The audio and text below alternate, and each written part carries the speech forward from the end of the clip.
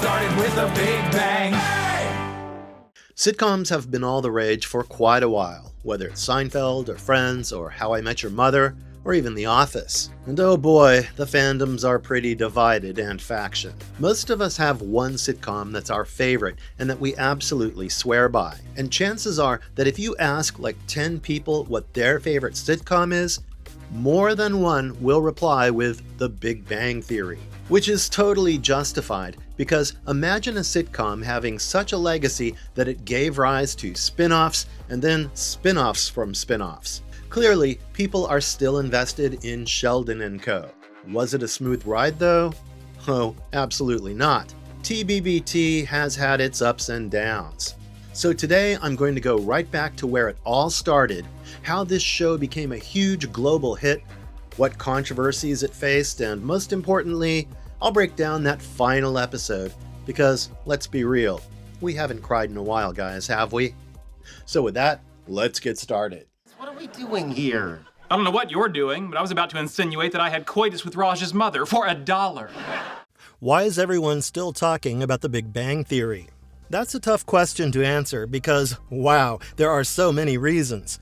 Despite its rough start, Big Bang Theory managed to create characters that audiences fell in love with, and the show became one of the longest sitcoms with an entirety of 12 full seasons. And somehow, they were still not planning on calling it quits, which is something we'll get into later. But yeah, fans loved it, and characters had amazing arcs, and the writers genuinely took the criticism given, all of which led to a show that ended in 2019, but is still being talked about to this day, and people are obviously watching it because it's one of the most watched comedy sitcoms in streaming history. Not to mention the 3 spin-offs that have somehow garnered even more love, if that was even possible. In fact, they have an ongoing TV show right now. Remember Stuart, the comic book shop owner who often acted as the substitute friend when one of the core 4 was missing? Well, even he has a spin-off called Stuart Fails to Save the Universe, which has been doing quite well with its weekly episode drops. And if you ever felt that TBBT wasn't sci-fi enough,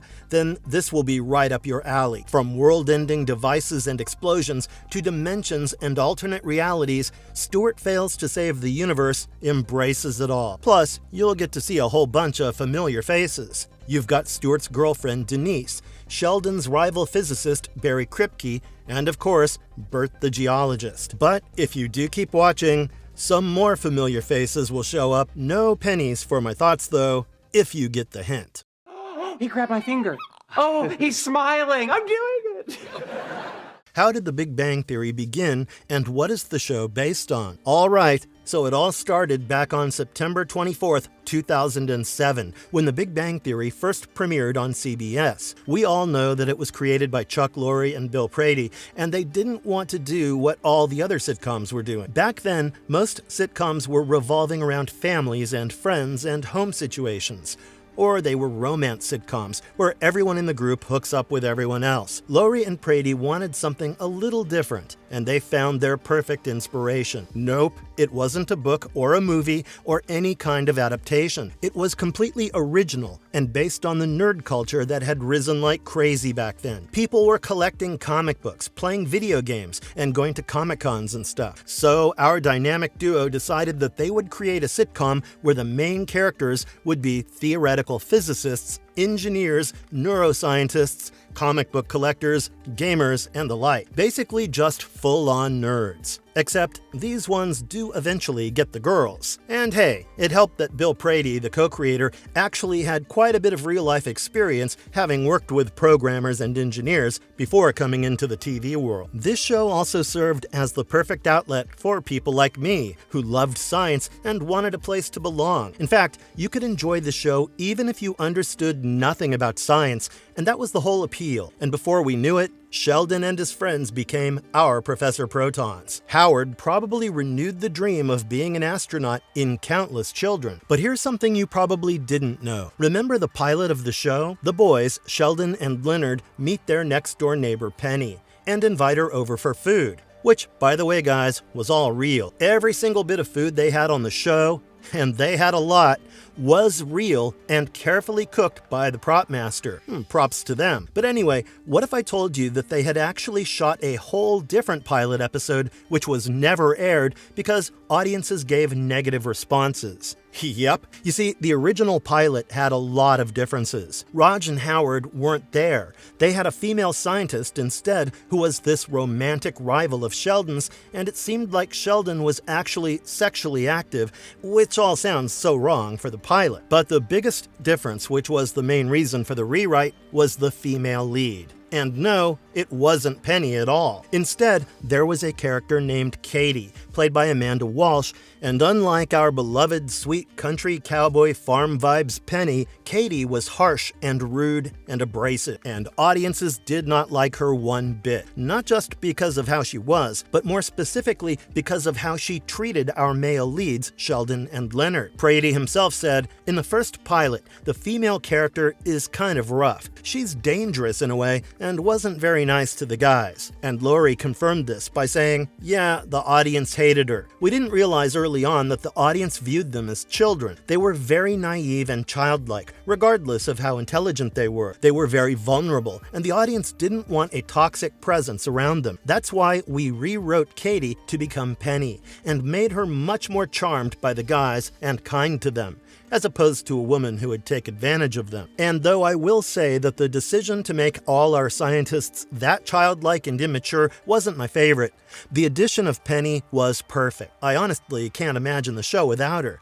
And if anything, she is one of the only forces keeping these or rather grown adult men in line. It's that Nebraska charm. Meet the main characters. Okay, so for anyone who's been living under a literal rock, here's a little brief on our main characters. So first, of course, we have Sheldon, played by Jim Parsons, who's a renowned physicist at Caltech, renowned for being a pain in the neck to everyone. He had his quirks. He was stubborn. He was arrogant and condescending. He couldn't pick up on emotions and didn't even know who the Kardashians were. And yet, he became one of the most endearing characters on the show, though I'm pretty sure he still got on all our nerves. Then there's his friend Leonard, who's also a physicist at Caltech and lives with Sheldon. God knows how he synced his washroom schedule. Leonard, played by Johnny Galecki, despite being a nerd and a short king, turned out to be quite the ladies' man. Initially, for at least a few seasons, we see his hopeless pining for Penny,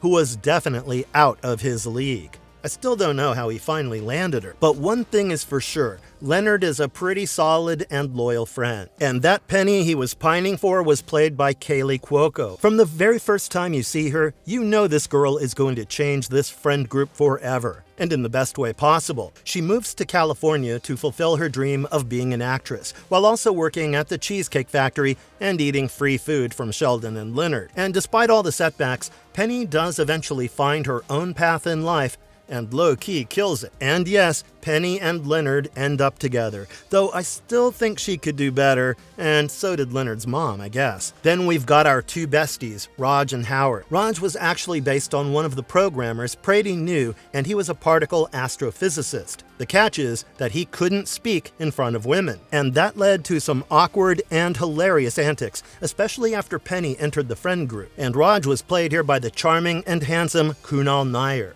And then next up, we've got Howard, and he's basically deeply inappropriate and harassing during the first 1 to 2 seasons. Fair warning, guys, it's super uncomfortable to watch and really not that funny. And yet, this guy's character arc is probably one of the best on the show. By the end of the 12 seasons, he is a completely changed man and a husband and father. And if you ask me, the showrunners did his character dirty in the beginning. There was simply no need to make him like that. But then came Bernadette with her PhD in microbiology, and she stole Howard's heart right from space. And from his overprotective mother. She basically fixed him or whatever, which wasn't the best narrative, but they do really make a cute couple. And how can we forget the iconic Bernadette song? Last but not least, we've got Amy Farrah Fowler, who was a brilliant neuroscientist. Maybe even more awkward than Sheldon. And I know we all love their relationship, but I think Amy's arc actually grew from her female friendships with Bernadette,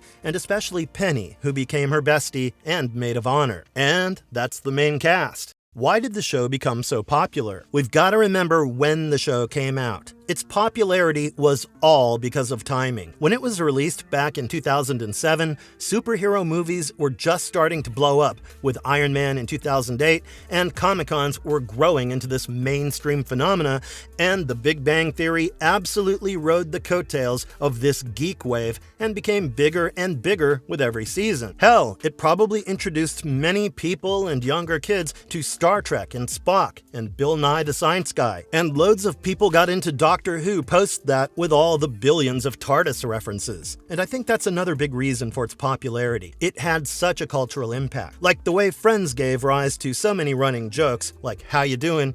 Big Bang Theory did the exact same. People still continue to say "bazinga" when they've pranked someone. And of course, how can we forget Sheldon's triple knock routine? And my personal favorite, soft kitty, warm kitty. That is a legit lullaby, and I will hear no arguments about it. Oh, and the expanded version of rock, paper, scissors, remember that? I don't know how old you are, but you should go play rock, paper, scissors, lizard, Spock, like right now. These jokes and gags kept the show going even after the curtains came down. And hey, don't think for a moment that the show's popularity was limited to this. The show was also successful in terms of awards and critical recognition. I mean, the cast became some of the highest paid actors on television. Jim Parsons won 4 Primetime Emmy Awards for Sheldon Cooper. The Big Bang Theory itself received multiple Emmy Awards and a Golden Globe for Parsons. So clearly, everyone was getting on the TBBT train, which I'm sure Sheldon would have loved, given his love for trains. How did The Big Bang Theory end? Finale explained. Alright guys, we've made it to the finale. Get your tissues ready, people, because this is gonna be a cry fest. Okay, so the finale was actually a 2-parter with the episodes The Change Constant and The Stockholm Syndrome, which aired on May 16th, 2019. And it all started with Sheldon and Amy wanting to hear the Nobel Prize winners announcement. No surprises here, guys. They won the Nobel for their super asymmetry theory, and the finale pretty much focused on their journey to Sweden to collect the Nobel. But of course, this was the season finale, guys.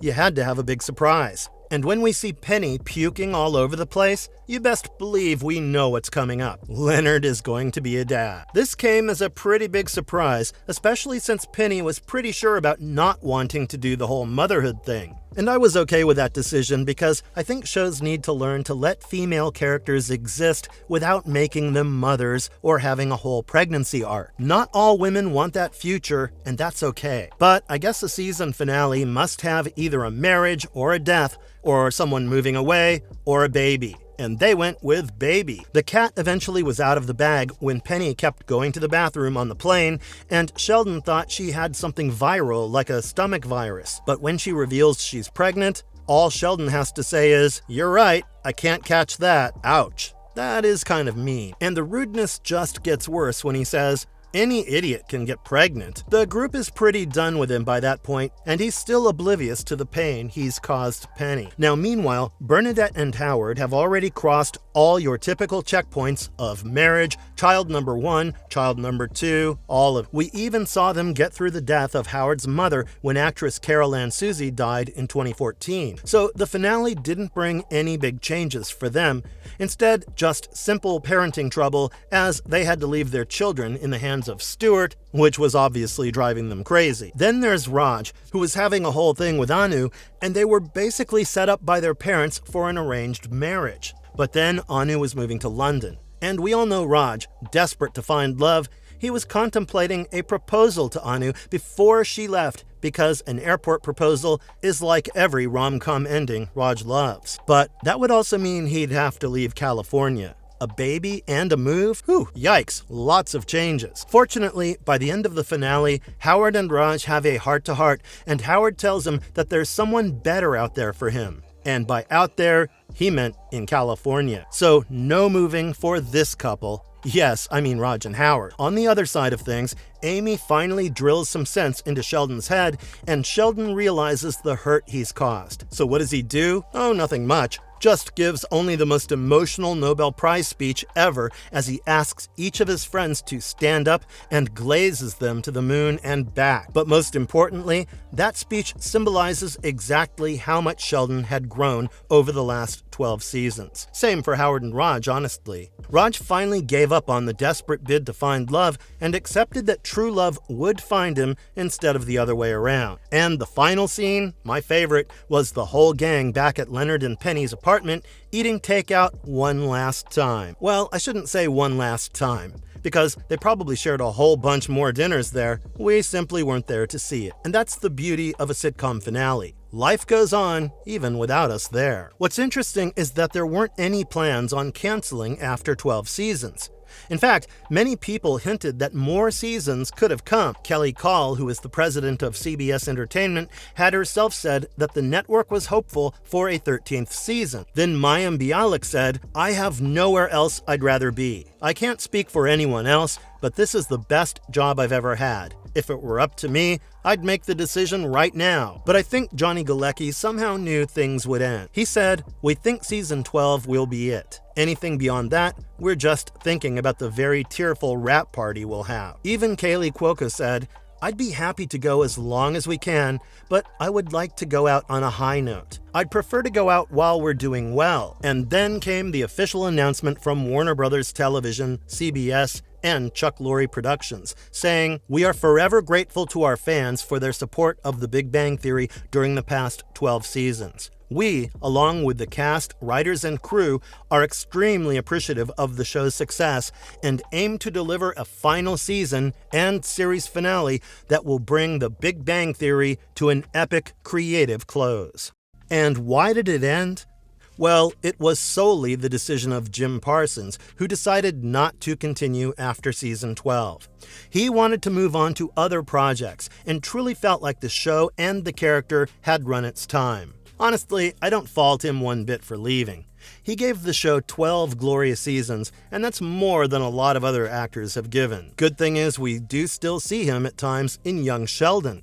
So once he made his decision to leave, it seemed pretty natural to end the show because it would be next to impossible to continue without Sheldon, and I'm not sure how well fans would have received that either. What happened to the cast after the finale? So like I already said, Jim Parsons didn't leave because of any backstage drama or anything like that. He was just ready to move on to his next chapter, and one of those chapters was narrating and producing young Sheldon. He also returned to his roots on Broadway. Then there's Kaylee Cuoco, who absolutely crushed it in The Flight Attendant and based on a true story. Johnny Galecki more or less stepped back from acting to focus on his family. Mayim Bialik started hosting Jeopardy and starred in Call Me Kat. Melissa Rauch brought back NBC's Night Court. Kunal Nair pivoted into voice acting and some much darker thriller projects. He's brilliant in them too, obviously. And finally, Simon Helberg shifted towards films and prestige television. Biggest controversies around the series. We've got to take a moment to address the very valid criticisms against the show, though. For starters, Raj's character leaned way too heavily into Indian stereotypes at times. There were also some subtle homophobic jokes here and there, and Raj's character overall faced a lot of unfair treatment, especially the whole mutism in front of women gag. And the women jokes got so much worse with Howard. I've already spoken about the whole creepy sexual harassment angle, which was a very weird direction. Fortunately, they did start moving away from those jokes eventually after a lot of criticism post-season 1. Then another controversy was regarding Sheldon and how he displayed a lot of traits and features of autism, but of course he wasn't diagnosed or anything, especially with Sheldon's insistence that his mother had him tested. Even showrunners repeatedly stated that the character wasn't written with any official diagnosis in mind, but viewers definitely disagreed. Another controversy, which isn't really unique to TBBT,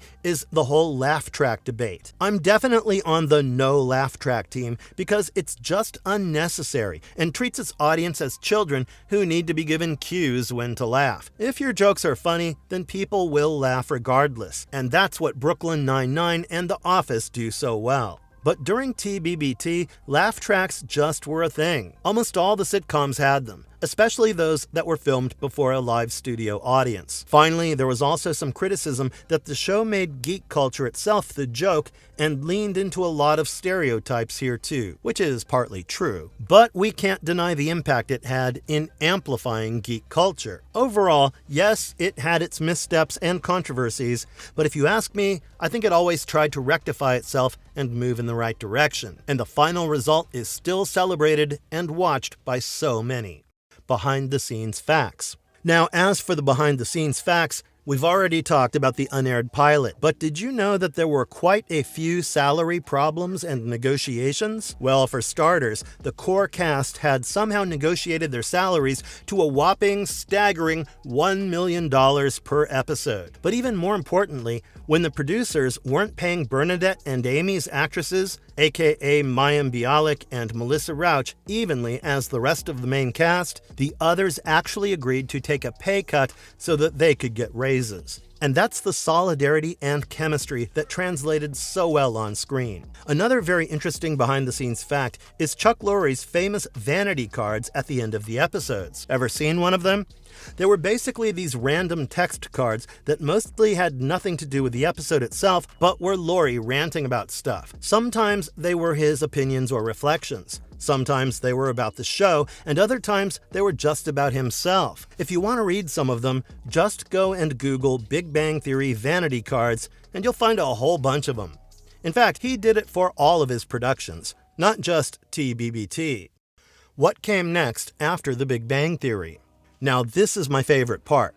Because how did a show give rise to a spin-off that I somehow love even more than the original show itself? You see, even before TBBT ended in 2019, we had our first spin-off, Young Sheldon, that started in 2017. It pulled back the curtains on Sheldon's chaotic childhood as a genius in a little Texas home. And what seemed like just another sitcom quickly became this endearing and heartfelt show. A lot of people cried during the finale. It's not much of a spoiler, but I'll still not give it away. And every character in that show was so well done. From Missy to Mima. Like, I could probably go on and on about that show, probably more than TBBT itself. So you can imagine my delight when Young Sheldon ended in 2024, and we got the news of yet another spin-off from Young Sheldon itself, George and Mandy's first marriage. This show brought back the laugh tracks and some of the recurring Young Sheldon faces like Mary, Missy, and Mima. Again, I really liked the show and the dynamics of George with Mandy's family. And of course, finally, we got yet another spin-off, this time from the TBBT world itself, with Stuart Fails to Save the Universe. And this is definitely the boldest of the three spin-offs, because it goes in a whole weird sci-fi direction, leaving behind the family and roommate stuff, and instead leaning into alternate dimensions and resistances. Go watch it ASAP if you haven't. It brings back a lot of characters, as we've already spoken about, and it draws you in straight away. Still don't get it. It's a blindingly clever play on words by appropriating his characters. And that's the brilliant legacy of the Big Bang Theory, guys. One show with like 4 footprints, and hopefully more to come. I, for one, am looking forward to seeing what happens with Mary and Fred Feigenbacher as Season 3 of George and Mandy's First Marriage comes out this October. A show that got so many young kids into the world of sci-fi and science and physics, and is still continuing to grow. And if this video has gotten you nostalgic enough, then maybe it's time for another rewatch, guys. Cue the intro music by Bare Naked Ladies. And as always, don't forget to hit the like button and subscribe to the channel for more such content. We'll see you soon. Goodbye.